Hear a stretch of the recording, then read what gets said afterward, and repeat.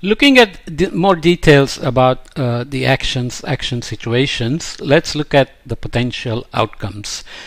In the case of healthcare reform, again going to the US case, there are different potential outcomes that can be discussed.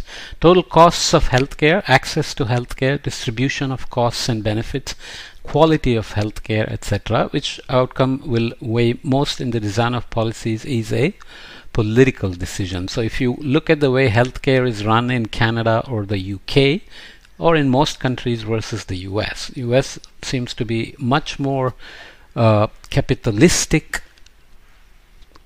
It's run almost by pharmaceuticals. It feels like it's run almost by pharmaceuticals and insurance companies or some private entities which treat medical profession as a profit-making business, which it is, rather than as something that is a basic right to good health care and so on, right? When we want to understand how rules, attributes of the environment or attributes of the community change an action situation, careful attention must be given to how participants value certain outcomes. If there is a market where goods are exchanged at known prices, one could assign a monetary value to the goods. If there are taxes imposed on the exchanges of goods, like a sales tax, one could represent the outcomes in a monetary unit representing the market prices minus the tax. If one wanted to examine the profitability of growing rice as contrasted to tomatoes or other cash crops, one would represent the outcomes in terms of the monetary value of the realized sales value minus the monetary value of the inputs, so land, labor, energy, fertilizer, and other variable inputs. It's called total factor productivity if you want to follow up. So obviously there are many situations where the intended outcomes are very different than what happens. So the BP Deepwater Horizon oil rig Blaze is an example where it is just a rig in the middle of the ocean trying to extract oil, but oil is a fuel, carbohydrate. Accidents happen, and once oil begins to leak and begins to burn, it's not so easy to put down the fire and then clean up the ocean and collect all the oil and so on and so forth, right? To examine the effect of rules, one needs to distinguish the effect of material rewards from financial values. For example, the physical amount of goods produced during a particular time period is different than the financial rewards to workers and owners for that time period. If no goods are sold, the financial rewards for the owner might be negative, but the worker may still receive a reward in exchange for the hours worked to produce the goods. So you may have a factory that's producing a certain things to keep the shelves filled with the product so customers can come and buy.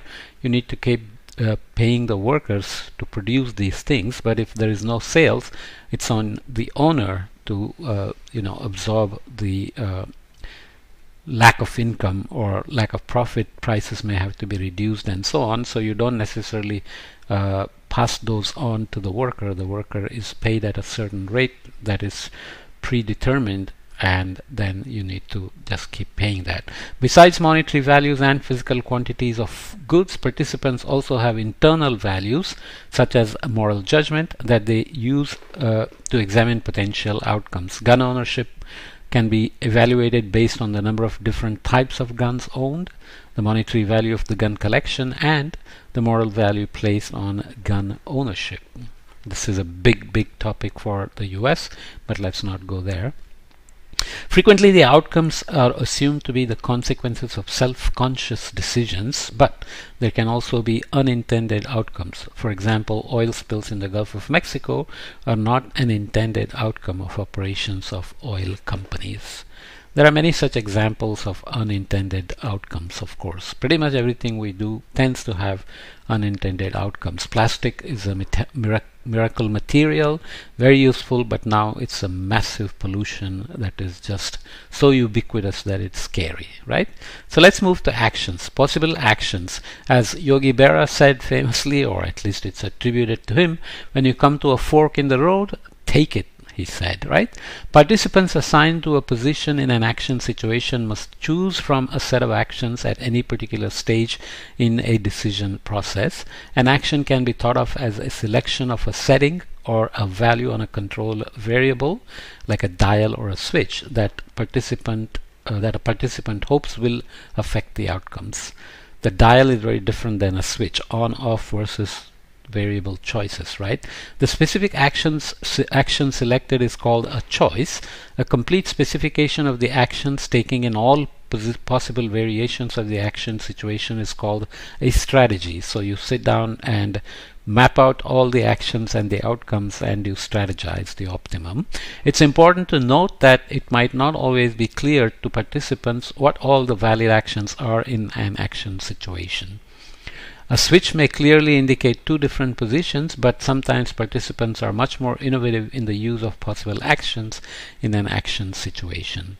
Calling somebody with a mobile phone can be very expensive in some places. This is a good example. As a result, people may use the technology in a different way than was intended by the manufacturers.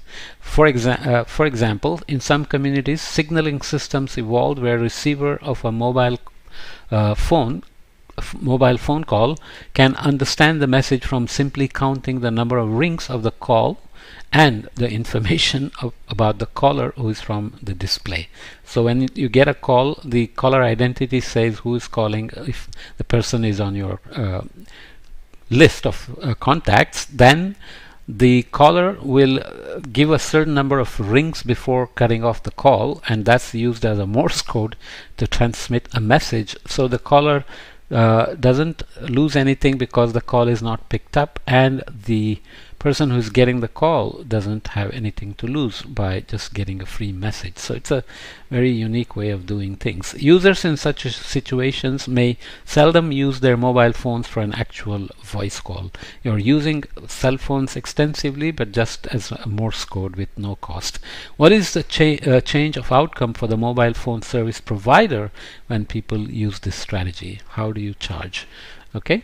Then there is the issue of control in action situations. The extent to which participants have control over aspects of the action situation vary widely. Obviously, the position that a participant occupies affects the power of this participant, her ability to affect the actions of the other participants and outcomes. So that's the potential outcome that you want to be able to know. The level of control a participant has can therefore change over time. For example, if she changes her position, then the level of control can change. Barack Obama acquired a new repertoire of actions and control when he assumed office in January 2009, and this repertoire has changed over the years from being a lecturer and giving grades at the University of Chicago, a community organizer, a member of the Illinois Senate, and a member of the US Senate. Each position held certain duties and rights. Leaving a position also means losing the duties and rights that hold to the specific position. So Obama is now an ex-president, so he cannot do what he did as the president, right? This is about the control. Moving about the information about the action situation. What is the information participants have in an action situation? In an extreme case, they have complete information and know the number of participants, the positions, the outcomes, the actions available, how the actions are linked to the outcomes, and the information available to the other players, as well as the payoffs that are available. If they know what other participants will do, participants are said to have perfect information. Of course, perfect information is an extreme case, especially when people make their decisions privately. Often there is no perfect understanding of how actions will lead to outcomes or what others plan to do. Even if people communicate and negotiate what everyone will do, the actual actions may turn out different since people make mistakes or cheat intentionally. Okay? In many situations, there is asymmetric access to the available information. This is very common. For example, in work situations, a boss cannot know exactly what the employees are doing all the time. That is why providing an incentive to increase productivity is a challenge.